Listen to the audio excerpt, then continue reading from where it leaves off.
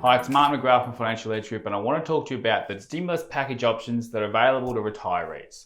And I've really boiled it down to three. There's lots of news and headlines, but really the three that I think affect most retirees. One is if you're on the age pension, the government has announced some one-off stimulus payments. That figure is $750 and will be paid to you in two separate lots of $750. One of those hopefully you would have received already, and the other one is due to be paid in July. So it's $750 as a one-off additional payment. There's nothing you need to do with that. The government just automatically process and send that through. Another one, if you're on the age pension, one of the tests that they do for you is your assets and your income. They use a thing called a deeming rate. It's very complicated. I can talk to you about it one day if you really want to. But the good news is the government has reduced the level of the deeming rate. What that means is they're assuming you're earning less on your investments, which is probably true. They'll adjust the deeming rates for every single person, and what that might mean is if you're based off the income test, you're likely to get more pension.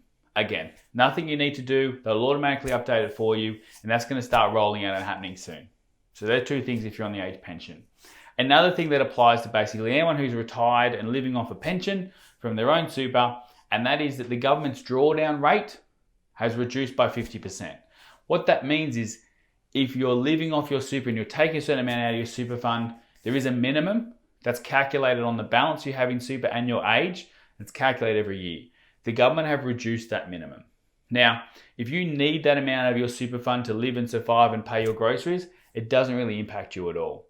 But if you are saving a bit of that money, or you don't need all that money coming out of your super because you've got some other cash reserves or it's more than you need, it's an opportunity to do something with the super and take advantage of the current situation.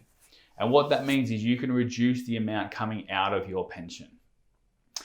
If you don't need it, or you're previously saving it, or if you've got some other money that you can live off for a period of time, you've got some cash reserves, some other investments, etc., some savings that you can live off instead of taking that out of your pension, you can contact your super fund, reduce what you're taking by half, probably, and therefore it leaves more money in that pension. It leaves more money in that tax-free environment, still invested, ideally earning a bit more. So that's a big opportunity that you can take, or at least look at and consider. Do I need all that pension? If I don't, perhaps I should look to reduce it. That's happening for the rest of this 2020 financial year and also all the way into the 2021 financial year. So the next 15 months or so. They're the three tips. Hopefully if that helps, you want to find a bit more, get in contact with us and happy to talk to you about that.